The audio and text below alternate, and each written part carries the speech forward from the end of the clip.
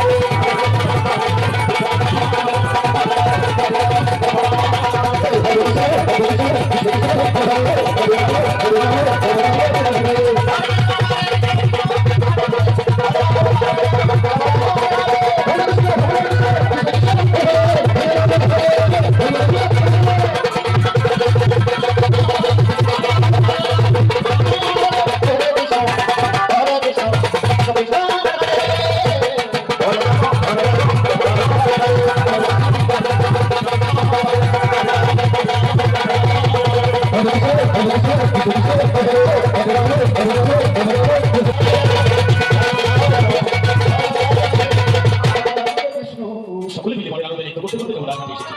তাই জমলা ঘাটে এসে রায়ধনী দেখে বলছি, এই ললিতা, এই এসোটা এমনিতে শোন শোন, আজ তোদের সকলকে নিয়ে অনেকদিন পরে আমরা এই ঘাটে এসেছি। আজ আমাদের মনে সত্যি অনেক আনন্দ তাই না? ললিতা সত্যি বলছে, এই রাতে তোর কত আনন্দ আছে বলছে জানি না, তবে আমার মনে আছে বাসনা আছে, সব থেকে পূর্ণ করতে হবে। ললিতা রায়ধনী বলছে, জানবি তোর মনে আবার কি বাসনা জেগেছে বল? আমার মনে কি বাসনা শুনবি? এই আমাদের পরিধান বসনগুলো না বড় ময়লা হয়েছে। এই প্রথমে আমাদের পরিধান বসনগুলো যমুনার জলে সুন্দর করে ধৌত করি, ওই যমুনার পানি দিলে তারপরে আমাদের বাসনা কি জানিস? সেটা হচ্ছে আসল কথা। বল বল বলি খারাপ বলছে, আমাদের পরিধান বসনগুলো যমুনার পানি ফেলে দিয়ে তারপর চলে যাবো ওই মাছ জমলায়। ওই মাছ জমলায় গিয়ে আজ আমরা সকলে মনের আনন্দে খেলা করবো। সমস্ত সখীরা মিলে সমস্ত সখী একসঙ্গে বলে উঠেছে, এই ললিতা, তোর মনে হয় লজ্জাসরম বলে কিছু নেই তাই না? একেবারে লজ্জাসরমে মাথা খেয়ে তারপরে এসেছিস যমুনার ঘাটে। ললিতা বলছে, কেন রে লজ্জার আবার কি কাজ করেছি? যে কি কাজ করেছি বুঝতে পারছিস না? আমাদের পরিধান বসনগুলো খুলে যমুনায় জলে ধৌত করে যমুনার পানি ফেলে দেবো। কিন্তু একটা ভালো কিন্তু ভালো যে যমুনার ঘাটে যদি কোনো পুরুষ মানুষ চলে আসে তখন কি হবে?